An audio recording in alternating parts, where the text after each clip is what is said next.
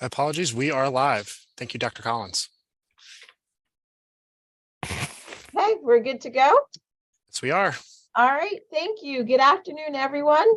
Welcome to our final work group session. This is our final session because our final report is due to the AIB board on November 1st. And so we wanted to spend today's time, we can transition to the next slide. Just to remind folks that our meeting is being recorded and live streamed via MSDE's YouTube channel. And Mr. Chaudhary may or may not be joining us today. But if he does join us, we will welcome him and he'll help Susan and I facilitate today's meeting. But we're just so appreciative. Dr. Collins, he's here.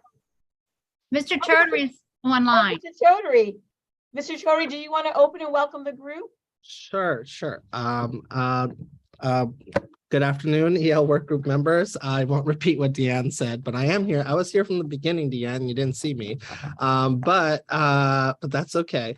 But basically, I don't want you to see this as like, this is the last time we're ever going to see each other, because we'll bring the work group back for other things as well. But, you know, one, I just want to thank you for just your commitment to the time and energy you have put into this, because this is a very important report that has policy and practice implications for our state, for a very important subgroup who is fast growing. And so, you know, the future of Maryland depends on how well it also treats and educates and supports and empowers multilingual students and families. And so so we're excited to be in this moment. I wish I had another month, but AIB wants it a little bit earlier, so we'll give it to him earlier. But there's a lot of work coming out of the recommendations that require you know, future work groups and convenings and thought leadership. So all that stuff. And of course, we're going to be leaning on you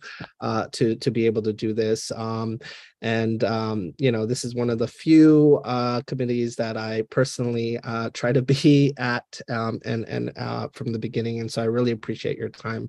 Today's session, we're going to focus on how we can work with our external partners to better support multilingual learners and their families.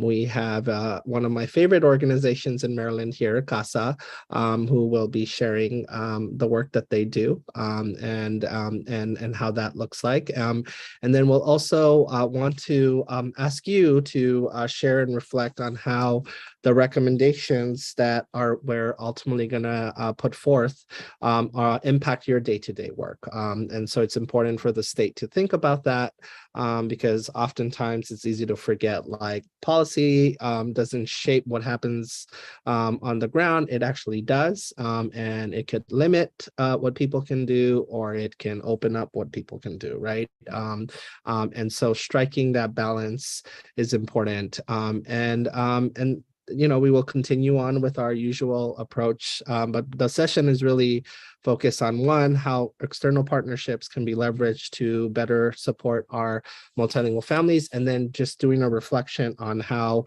all of your respective roles, researcher, ESOL supervisor, former student in our schools, legislator, all of your roles, like how does the recommendations ultimately affect your day-to-day work as the department continues to lead and operationalize this work going forward. So with that, we can move on to the next slide.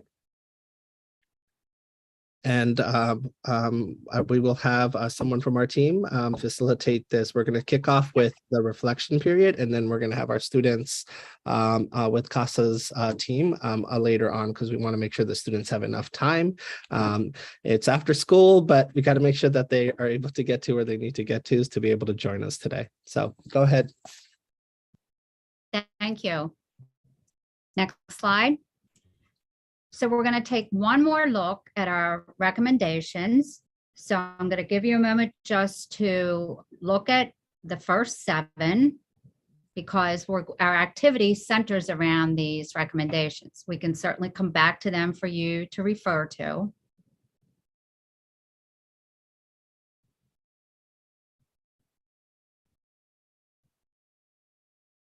And on the next slide,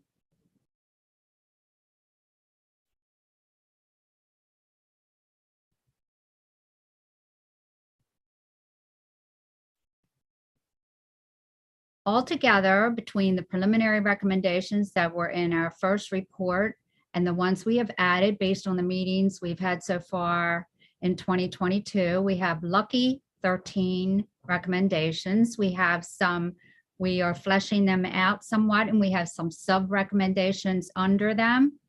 But here's an overview of our recommendations. And now we'd like to hear from you, the members of the work group, about your thoughts about these recommendations. So on the next slide, we have a visual representation of our activity. We want you to, and Mr. Chaudhry is going to call on some of you if you don't participate, he promised. So we want you to take a look at our recommendations, and we'll go back to them, and pick one that you're most excited about. And then when you're thinking about that recommendation, what actions do the state and school systems need to take to get it right in the area of professional learning, fiscal, and policy actions? So we've got 3 things to consider: professional learning, fiscal, and policy.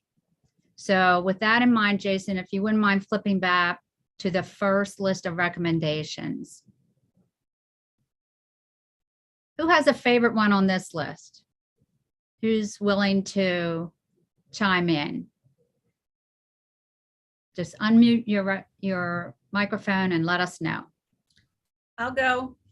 I'm most excited about all teachers prepared to serve English learners, so that all teachers are accountable and responsible for English learners and not just an EL teacher. And then that would prepare them for the English language development, but also a well-rounded curriculum and access to grade level content. So what professional learning implications does that have for you, Paula, in a school system? It would have to be internally professional development. So we would need funding for professional development to make sure that we can give PD to all classroom teachers and maybe administrators or, paraprofessionals for that. Also certification. I know that they were talking about recertification. Have a good weekend. Sorry, that was my boss. So that's recertification too. So I know we had talked about, like, there's a special education requirement and recertification. All teachers need 3 credits, that perhaps there would need to be a program or course recommendations that need to be included in that CPD course to make sure that teachers are meeting the expectations and the standards across the state of what we're saying is preparing teachers well. I don't know if that made sense. Absolutely. And you already touched a little bit on funding. And in fact, when you're talking about certification, you're touching on the other part of our triangle, policy. Mm-hmm. How about at the state level? Is there anything that we need to do to help in the implementation of that recommendation? I think there needs to be clear guidelines on what it means to be prepared to serve English learners, so that when we're providing the PD, it's a standard that's set around the state.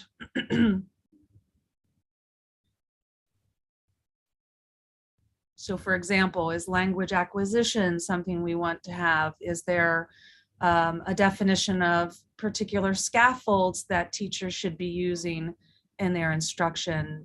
Do they need to learn about accommodations and accessibility features? So really, what does it mean for a teacher to be prepared, so the state could prepare standards that would be standardized around the state?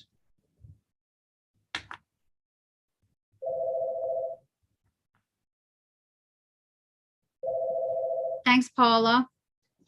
Anybody else have one on this page?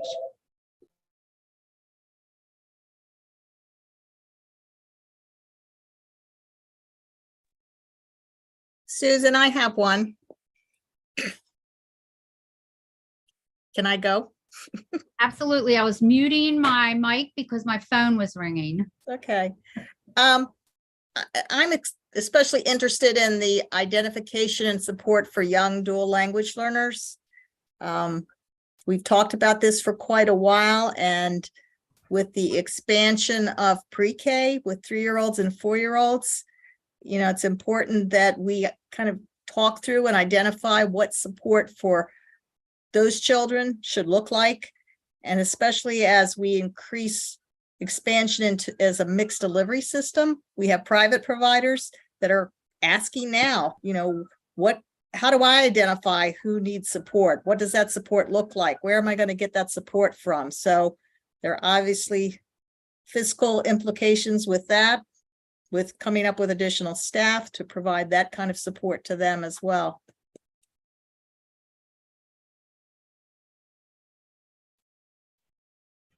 Any thoughts on our 3 areas? Well, it has implications for all 3. Obviously, fiscal, when you're trying to have that staff support, the professional learning needs to be happening, and who's providing that, and what does that look like, so that we have some fidelity to that professional learning, that people are getting consistent information.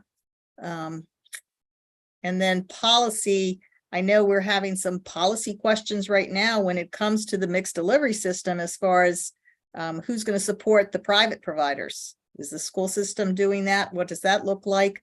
They're working that out currently with some MOUs that they're working on. So, Can I also add on to that? So I think MSDE would need to say, is this going to be a recommendation or is this going to be a requirement? And if it is, then the policy would be, how do we identify the multilingual dual learners at an early age? Because right now there is no assessment that is appropriate for pre-K, 3 and 4-year-olds. So we would need to find an assessment to identify them. And also with policy, should we start reporting the pre-K students like we do K to 12? That would be attached to funding back to the school districts to be able to support the English learners in the early grades. And maybe if they're included in Title III funding as well. So I think that policy to identify, then trigger reporting, and then the fiscal actions. And of course, professional learning around that would be teaching folks how to use the assessments correctly to identify and what are the best practices in working with English learners in the 3 and the 4-year-olds. Because I think from our initial recommendation report, weren't there only 3 or 4 counties in the entire state that serves pre-K students that are ELs? So there would definitely need to be professional learning around that.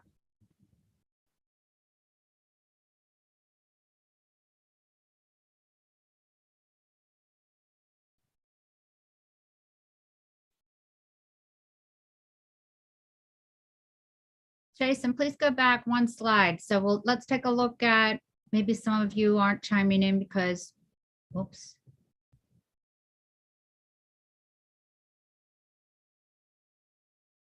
One more. There we go. Because your favorite recommendation, the one that resonates with you, is on this page.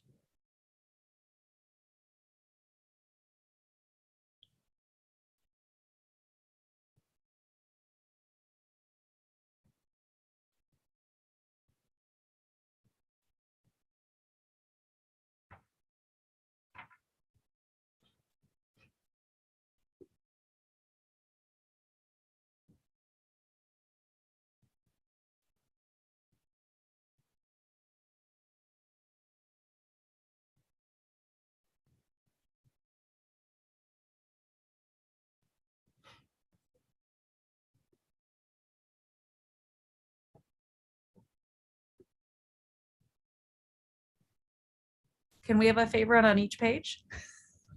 Paula, go for it. I'm sorry, that was really great wait time. And I really love, well, I actually have two that I love on this one, but the inclusive and valid assessments for multilingual learners. I think giving them an opportunity to show what they can do on access, but also the MCAP assessments and having some more understanding about how do they work when they're offered in a different language, and is it valid to have the ELs take the same test as all other students, or is there a different way to report it out? So I guess I'm kind of mixing here. So I guess the thinking of the triangle, the professional learning around the assessments would be how to train teachers and maybe administrators if we're going to do a Spanish speaking math MCAP, for example. Professional learning around what does it mean to be literate in your own language? What does it mean to have that test? How do we train people to practice that accommodation in daily instruction or scaffolding in daily instruction? I guess the fiscal actions would be if, new assessments needed to be created, and then professional learning around that. And I guess maybe even clearer policy on what assessments are available in multiple languages, or are they paper only? What's the difference between trans adaptation versus the paper with the Spanish and the English side by side?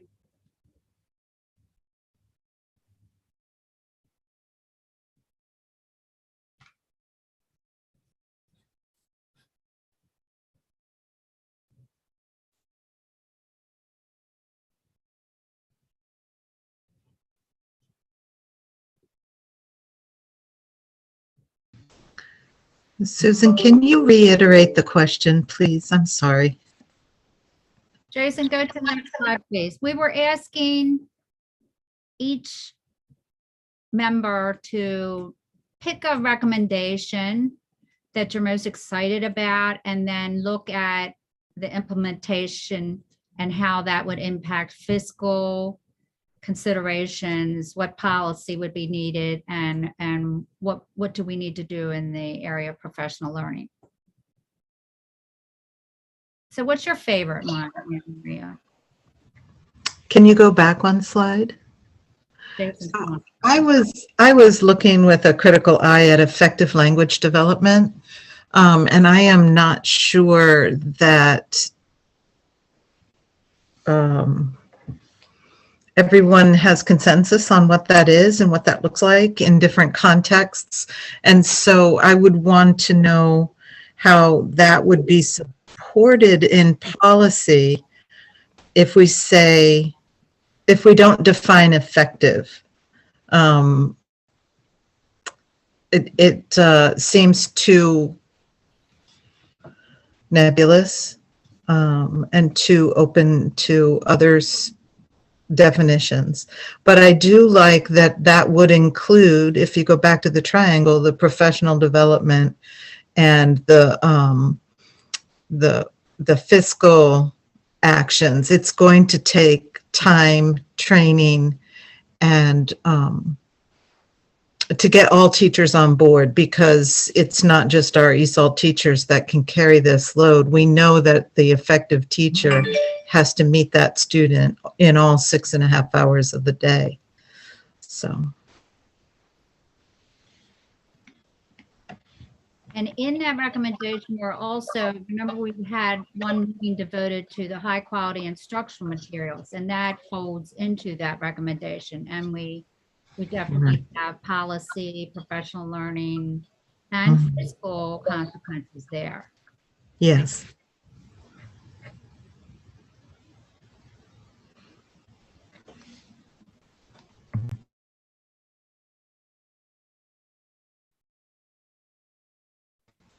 So number 12 could be folded into number 11. So number 13 could be folded into number 11. So I think that all of that sort of, if you go back even one more slide for 1 through 7, a lot could be folded under effective programs. Right. That's why I'm saying that particular one needs to be so carefully defined using all these others. Absolutely.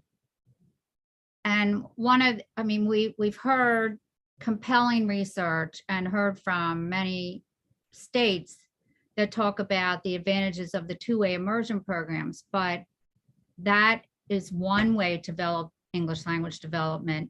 But we know that in some schools and even in some local school systems, that can't be implemented because they don't have the numbers of students in both language groups. So we have to ensure that our English language development programs are quality. And we teased out secondary based on input from the community, actually, and from teachers like you who said, let's not just develop focus on the young learners, but let's look at the programs for secondary students. Yes, and that's where your commentary about the assessments, I think, comes into play. I think a lot of our secondary students, not a lot actually, the secondary students who could take those assessments in Spanish, the MCAP in Spanish, are fewer than we might assume. That just having the language, having not learned the content in that language, is not measuring them using a language different than the language of instruction is not going to yield you valid results. Exactly. Paula mentioned that with professional learning. People Yes. assume, oh, this person speaks Spanish, let's give the student the assessment in Spanish, and it won't be valid. Hence, we have to underline what it means to have a valid assessment.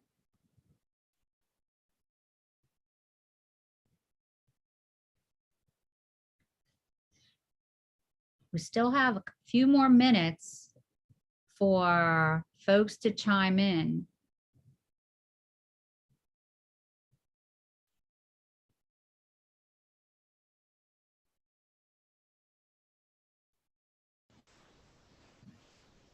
I think I already said it, but I like number 3.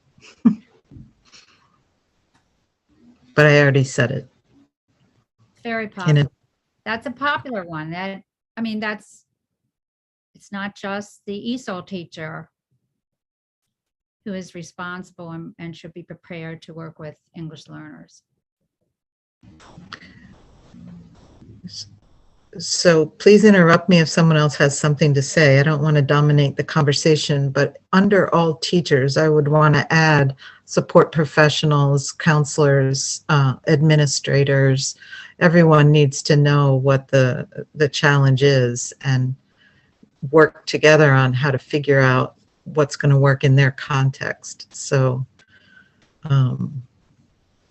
I would add all teachers and other educators.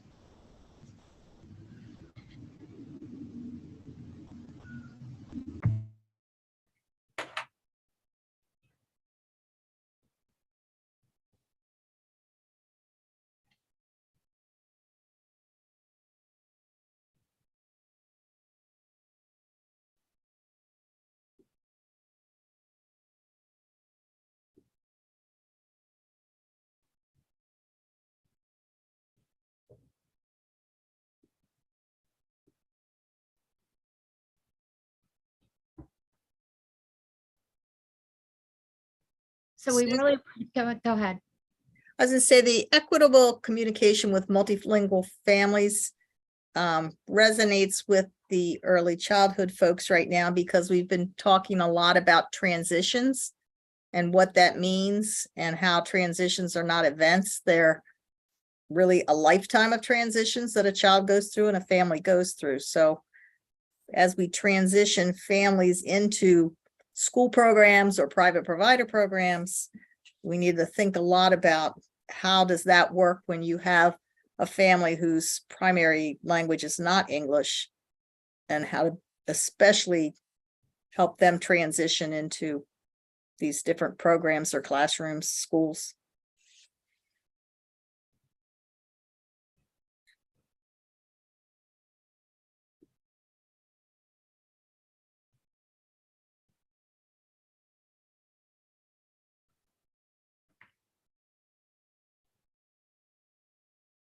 Well, we thank you very much for this input, and we're certainly open to you sending us any more as you reflect upon the recommendations some more.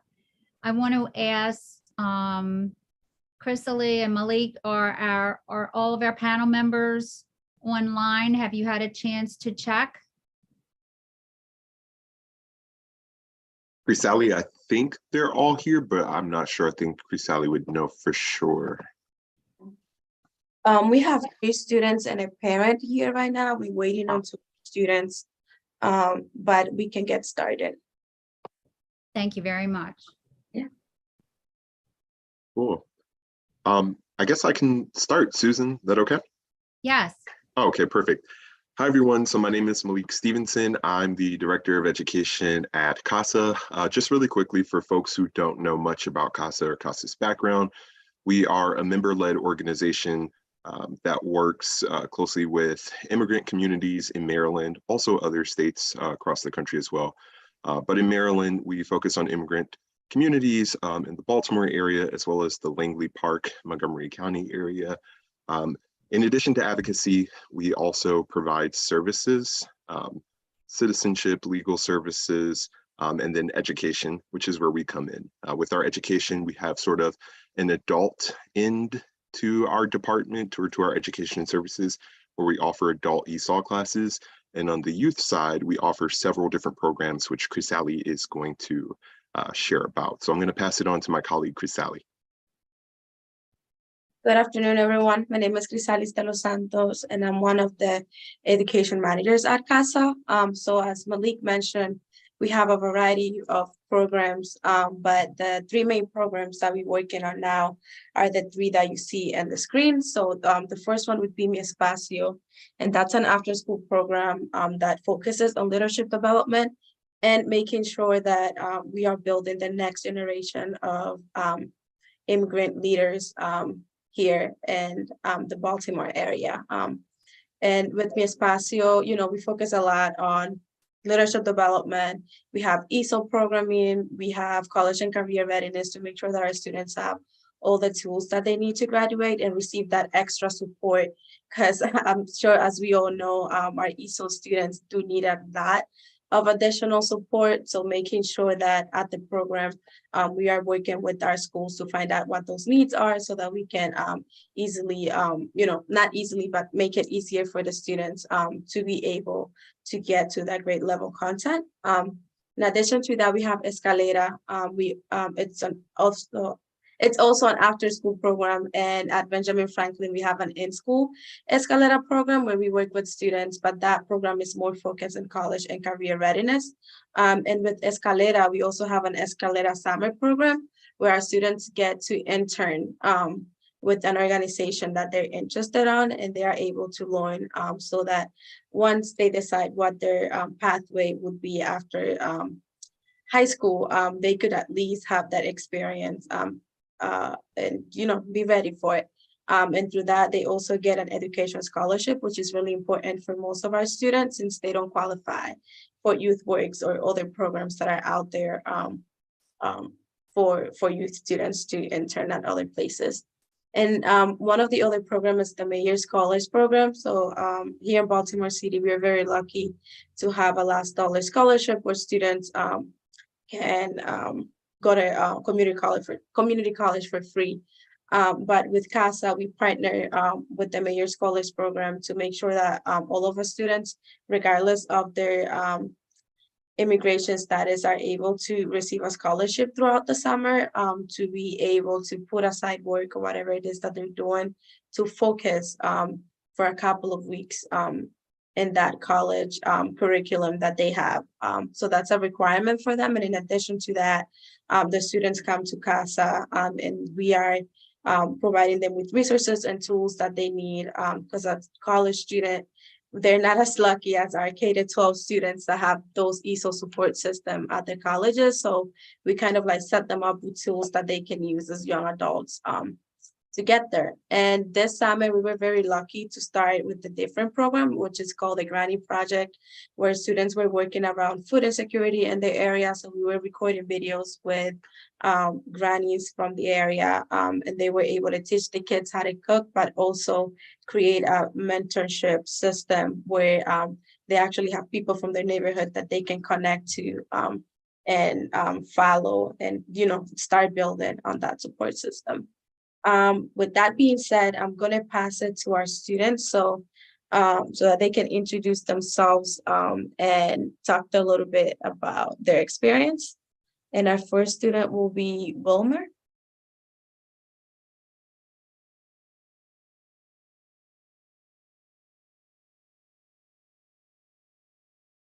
Are you there?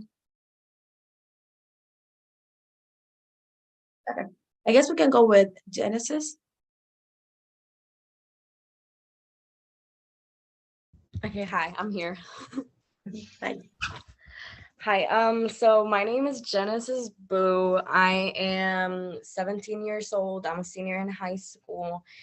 And honestly, okay, so I ended up at Casa because I was looking for help because I'm about to graduate high school and I'm about to go into college. And I wanted to get as much help as I could get because as an immigrant child, I don't have like as much opportunities as like other kids at my school have. So I was just like looking for like everything and anything I could do. So I ended up at Casa, and then Grisali talked to my parents about the Escalera project, and I was like very interested in it. So I joined and I volunteered a lot with Casa. Like I helped with the granny project. I would help like bag food and just give it out to like the community. And I also helped with what else? I volunteered with Kaiser. And well, yeah, I mean, I did a lot of stuff for like to give back to the community, and it's honestly like the most fun I've had like in a while. Not because like okay, not only is it fun, but like I'm also like giving back to my community, which I thought it was like pretty important to me. Like it made me feel like I had a purpose. So yeah, that's my experience. Thank you, Genesis, for sharing. Let me see. Ashley? Can you unmute? Yeah. Okay. Hi, my name is Ashley Manjoa Hernandez. I attend Lansdowne High School. I'm a sophomore. I'm from Honduras, and I was part of the Escalera project. And what I really liked about it is that we had opportunities to learn about our career, and it helped us, like, sort of get an internship through that. And I'm very grateful because, like, as well as me and other like immigrant like students here in the United States in general, like who don't have that opportunity, Casa gave it to us so it can prepare us, and that I'm like very grateful for that because a lot of us don't know that we have programs like this. But if you like look and have connections, for example, I had connections with family who are also part of Casa, like it's like really good, and I was also awarded a scholarship just for participating, and that was something like we don't always get, and scholarships are really good once it's time for me to like go to college and all that. It's really helpful, and I'm like super grateful that I was able to do that with Casa. Thank you, Genesis. And Wilmer, are you there? Yes, sorry, I was doing something for a second. Yeah, go ahead. Well, just like Ashley said, I'm really grateful for the opportunity that we had this summer because, again, most immigrants don't have the opportunity to do any of this. And I'm just grateful that we could, and we helped around people with all the food we gave away and instruction on how to. Yeah. So honestly, I think it was a good thing for anyone who participated in it. but I'm just, not everyone could. So maybe next time we can do it more, yeah, more people that just aren't in Casa and include more and more people. Woman, I'm kind of gonna pick on you. I'm sorry for that. But can you share with us a little bit of the work that you have been doing? I know you've been doing a lot of great work when it comes to like Baltimore County and advocating for ESOL students. Can you share a little bit about those meetings that you've been going to and just making sure the voices of youth like you are being heard? Yes, of course. Yes, of course. Well, in the meetings I've been to, they try to be exclusive. Well, not inclusive, exclusive to anyone and everyone who can join. And they're giving more rights to us younger generations. And soon enough, we will lead the generation, our younger generations and everything. And in most meetings, they are including charts so we, younger people, and just everyone can know what's happening, even if we never learn the subject. So even if you don't know the subject, you can learn what's happening and advocate for any things that can help with that certain subject. Yeah, just like to give a little bit of perspective and clear up what I'm asking Wilmer. So Wilmer has been an excellent youth leader at anything education that's happening in Baltimore County. So if there's any meeting that we find out of, like it's really like taking part and making sure that the ESOL students are able to share their experience on anything that's going on. So thank you, Wilmer, for the work that you're doing. I don't see any more of our students connected. So I'm gonna pass the mic to Perla, who is one of the parents of our students. Hola, buenas tardes a todos. Mi nombre es Perla Hernández. Yo soy la mamá, ¿verdad?, de Wilmer y también que fue beneficiario del programa, y también Ashley, mi sobrina, y otro más sobrino mío, ¿verdad?, que fueron beneficiados del programa. Estoy muy agradecida con Casa por habernos dado la oportunidad de tener este programa que pueda beneficiar a los estudiantes. Déjame preguntar, am I translating? ¿Y por qué digo esto? Porque honestamente muchos de los estudiantes que están en nuestras escuelas no tienen ningún documento. Y hablando con muchos padres de este beneficio, ellos me dijeron que era la mejor oportunidad que Casa le había dado a estos jóvenes.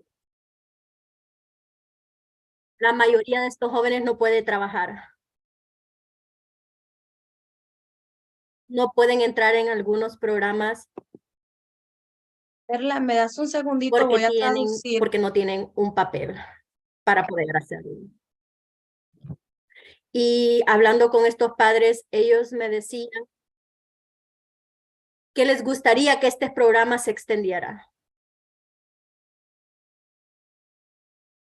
¿Por qué? Porque esto es un incentivo para estos muchachos también. Perdóneme por un momento. I thought that we were going to have someone interpreting, so I'm not sure, Susan, if that person is still here with us. Okay. I just wanted to make sure. I'm sorry to interrupt. No problem. Let's hold for a second, and can one of the interpreters provide? Yeah, so you just have to click that English channel at the bottom. So you're gonna see a little globe. So everything that she's saying, he's repeating in English. I mean, I can also take a stab at it, but I'm not gonna get it full access. I think I heard she's Wilmer's mother, and Ashley is her sobrina, which is niece. And many students are undocumented, but that is not a reason why they should be denied programs.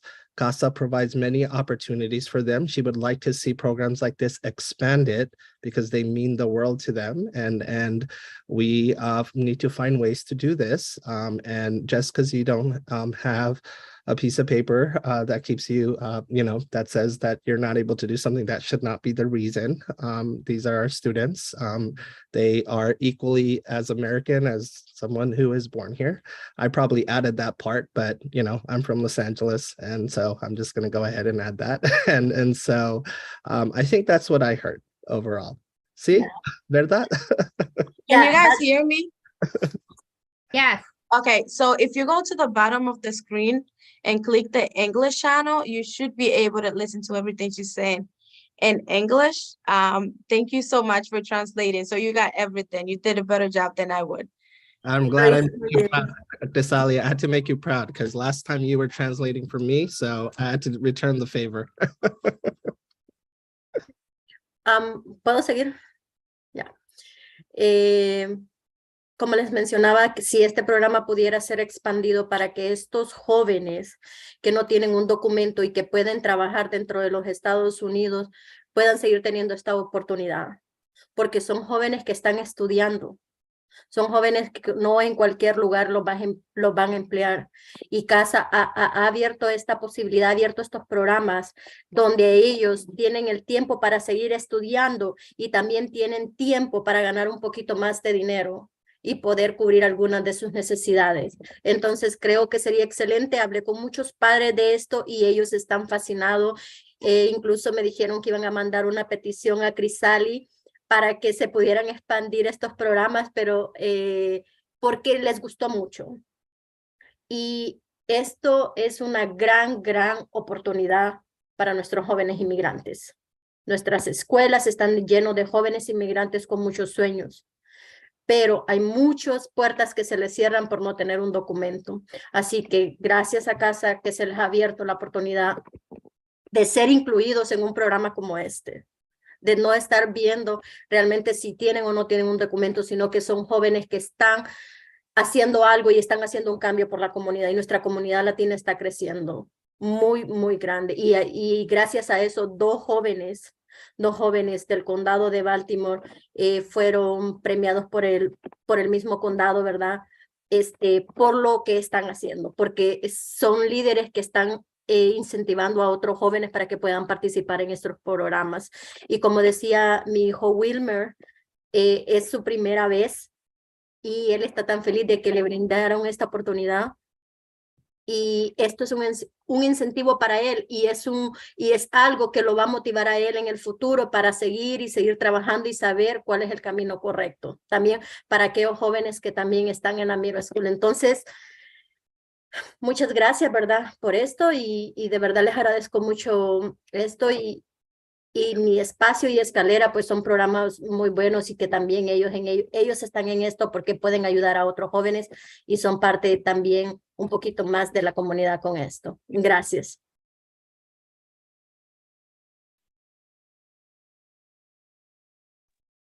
Thank you, Perla, for sharing. And like Perla said, like the students usually come to one program and then they keep transitioning. So it's like a 360.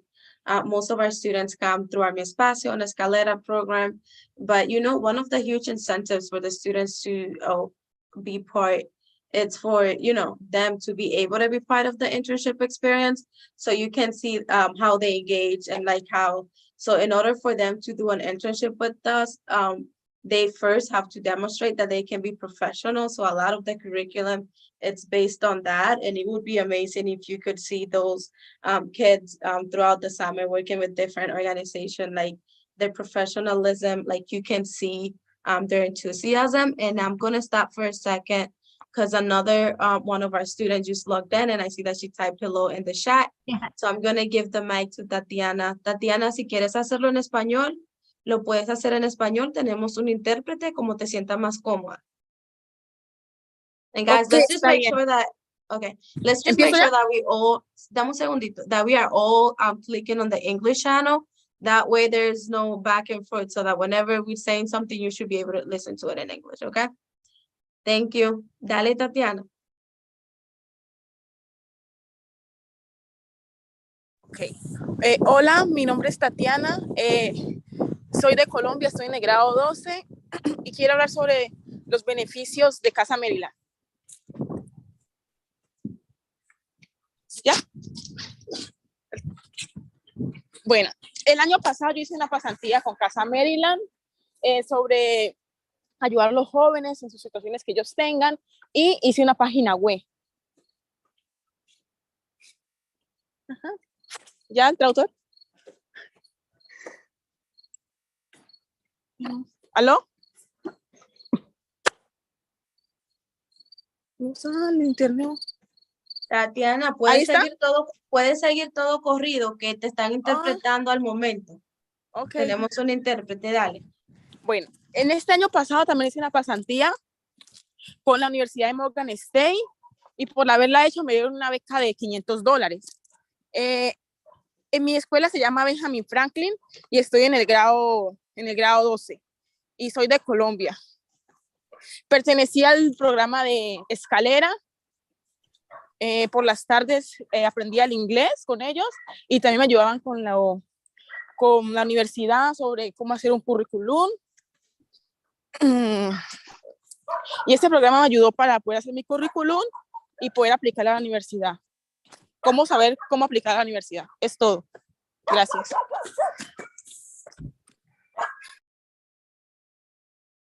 Thank you, Tatiana, for sharing. Tatiana is one of our START students that, you know, even when COVID hit, that most of the students were like bored of being online and like trying to log off. She will log into the program every day. So we're really thankful for students like her. Like they kept us motivated throughout the pandemic. Pero muchísimas gracias, Tatiana, por compartir. And I think that's all of the students that we'd had log in. So we're going to pass it back to you, Susan. So are there still students online in case anyone has any questions for them? Yep, the students are still here, all of Good. them. So are there any questions from members of the work group? I have a question.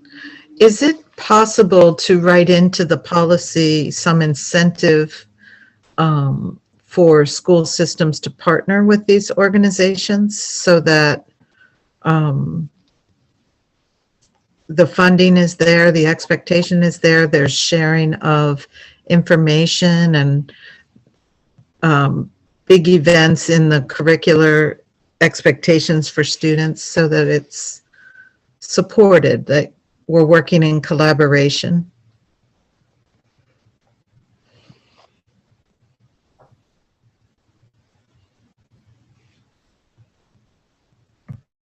Anyone have any thoughts on that?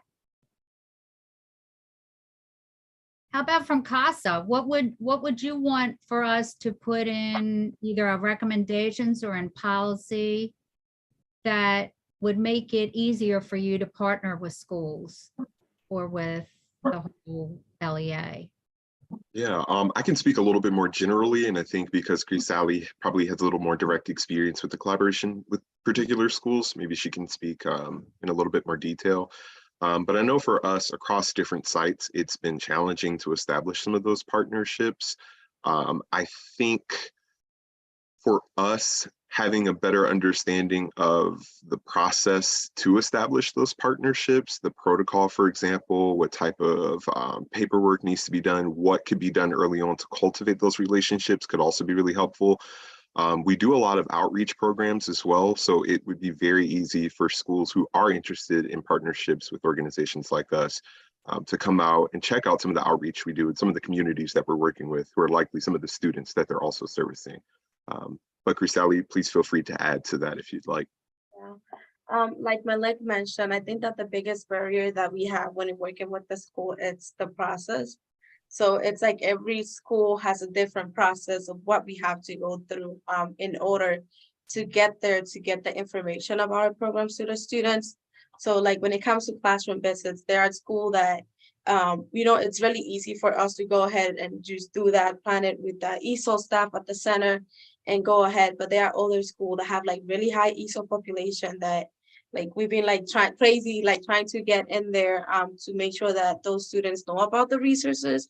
But it's really hard. Like we send emails, we show up at the schools, but it, you know, it's really hard to establish those those relationships, and at the same time, like we understand like there's a lot that goes on within the ESOL department, but I think that's something that can be done. It's actually sharing the information with the students. Something that I've been doing lately is like making 100, 200 copies and going to a school and like just giving them a flyer and hoping that their parents would be interested and get back to us. But it would definitely be great because just like Casa, there are many organizations out there that offer this type of programs. And like we have so much that we can help with, like our additional ESOL classes and things like that that students can benefit from.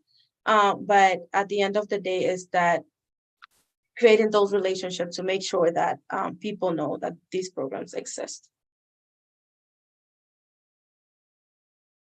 Sally, can you share a little bit about how many of your students who participate in these programs do end up going off to college? Was I there for the Mi Espacio night where we were recognizing students who, you know, have moving on to their next phase, or was it a different program when I was there?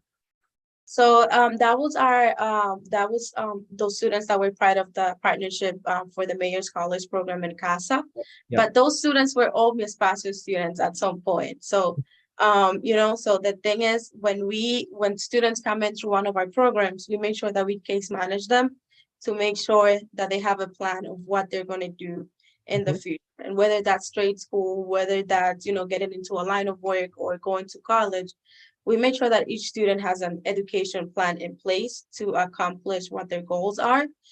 So we do see that most of our students are able to accomplish those goals because we are there to support them in any way that we can. This summer, we graduated 37 students that were going off to community college, and I believe we had 24 other students that were going to different universities.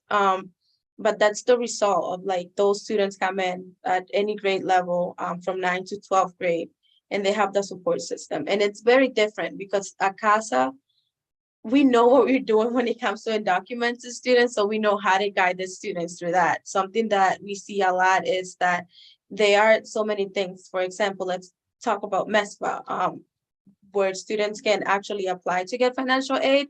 It's really hard for some school counselors to be familiar with those topics. So that's a barrier there, that if they don't know how to communicate with the students directly, or if, you know, they just don't know the programs, those students don't know, and they don't know that they have, you know, access to funds to go to school. So most of the students that come through any of our program, we try to keep them on. So if it's a summer program, we try to transition those students to our Escalera or Mi Espacio, which are year round, to make sure that we continue to case manage the student and make sure that whatever that goal that the student might have is, we provide them with the tools that they need to get there. I have a question. So Hernandez, Wilmer, Ashley, any of you can answer this. What is something first? Two questions. One is, how did you learn about Casa? Like what, you know, and like, how did you end up learning about the program from your school? And then two, what is one thing you wish your school did better to help you as a student? And so you can choose either one or answer both. So one, how did you learn about Casa? And how did you, what is one thing you wish your school did better to help you? Hernandez, Wilmer, Ashley? I don't think Tatiana's still on. I don't see her, but if she is, for her too. Okay, I would like to answer this one. So I heard about Casa because actually my mom was like really stressed about me like finding my way into college. So she was like asking people around for like help or whatever. And one of her coworkers, his sister, she works at Casa. So he was like, yeah, like maybe like take your daughter there, see what information like you can get.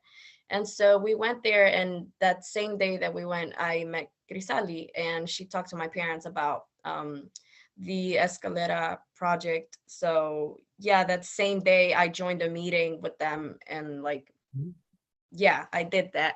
And so the other question was, what can my school do better? Was that it? Yeah, what is one thing you wish that they would just get better at to help you? Honestly, just have more resources for kids, because they don't like, okay, my school, I asked for help because there's a lot of complications with me right now. Like I can't apply to scholarships without like a social security number, or I can't like use Common App because it asks personal information that I honestly don't feel comfortable in like sharing. So I asked my school counselors, I was like, what can I do about this? Like, where can I get information about like all this stuff? And none of them knew like where to refer me to. None of them knew. Got it. That's very helpful to know. Yep. But that's not stopping you from trying to figure out and go to college, because that's something you want to do, right? Oh, 100% not. I'm working hard on it every day. I'm keeping deadlines like in check for applications and all that. Yep, absolutely. Anyone else? Wilmer, do you got anything to add, since you're advocate at heart?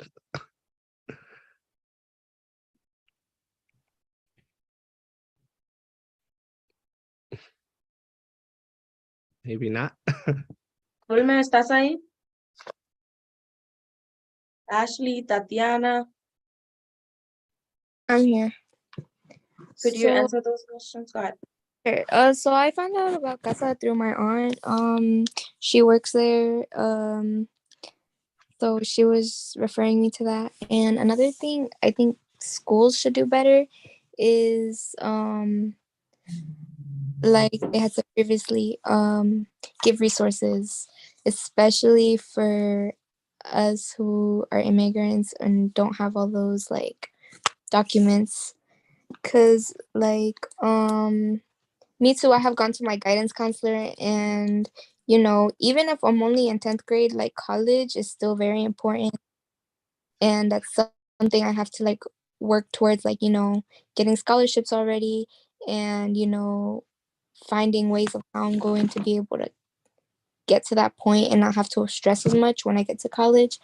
And yeah, most counselors, they'll give you applications for like scholarships and refer you, but it's hard for us. It's different because we don't have the same, how can I say, privileges as an American. Because of course we're not from America. We don't have the same documents. Sometimes we don't even have papers, and that makes it really hard. And having those resources provided in our schools would make our lives so much better. Got it. Thank you. Thank you for sharing.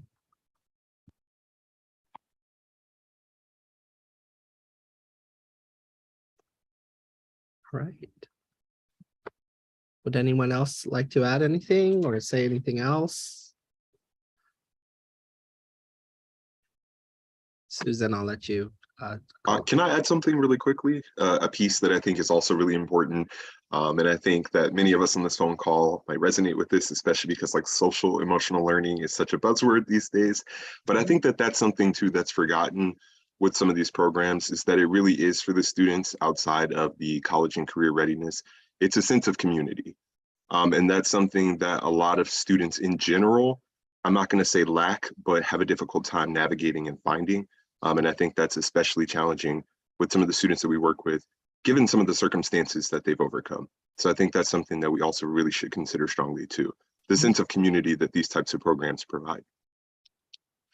Absolutely.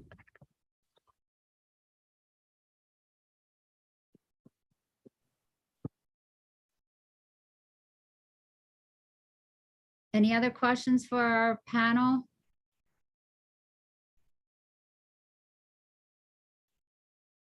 Well, Mr. Chaudhary, this is exactly what you wanted for this meeting to come back full circle.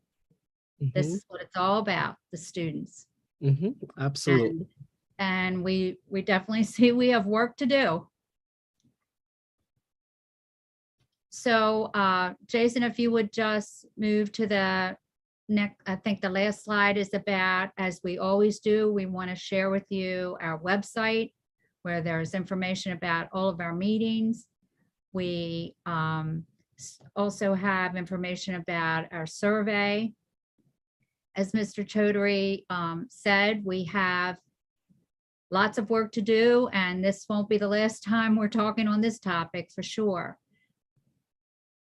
I'll just turn it over to you, Mr. Chaudhary, for last words. Thank No. you. So work group Casa, thank you very much for being here. We look forward to continuing to engage with you and just your students and the work you guys do.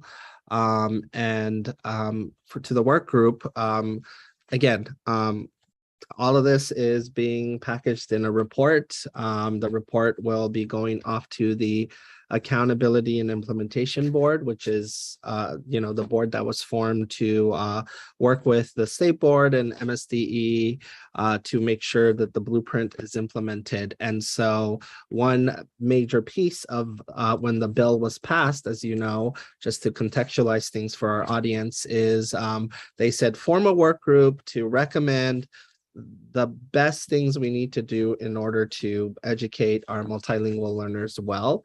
And so that was our charge. And so we submitted an interim report.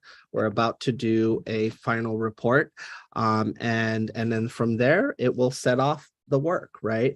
Some things don't require any statutory implications or COMAR implications. It's just, we MSDE must work with our stakeholders to evolve us towards that, right? So, for example, reclassifying our students and expanding that definition and how we go about doing that, we're looking forward to forming a work group around that and ultimately landing on a new set of expanded ways to reclassify students. That doesn't require a statutory change. It could ultimately be enshrined in COMAR, which we will probably do, but we heard from our neighbors in Pennsylvania and other places where this is happening. So other things might, like, for example, if we wanted to create a new fund for something, for example, like dual language, there's startup costs. If you wanted to do something like that, it might require pushing for a statutory change. And some things are more of a cultural shift, right? Looking at our English learners and their families through an assets-based approach. So there's a huge difference between saying multilingual learners than English language learners, right? And that shift ultimately needs to become formal. We heard from California, we heard from Tejas, Texas, we heard other states have done it. And it's not owned by any politics either. Texas made the shift, California made the shift. And they're both serving pretty much a good chunk of the country's EL population. And so it is something we plan to do as well. And then ultimately you'll start seeing things like that in our documents, how MSD is speaking, the things we say. And so just as a heads up, what's next and going from there. And then the AIB will incorporate our recommendations into what they're calling the comprehensive implementation plan that will provide guidance to school systems around the blueprint. And so just know that's what's coming next. And if you have questions and such, please feel free to reach out to my team. Again, thank you for your time, your service, your energy, everything else. And just know we're going to come right back.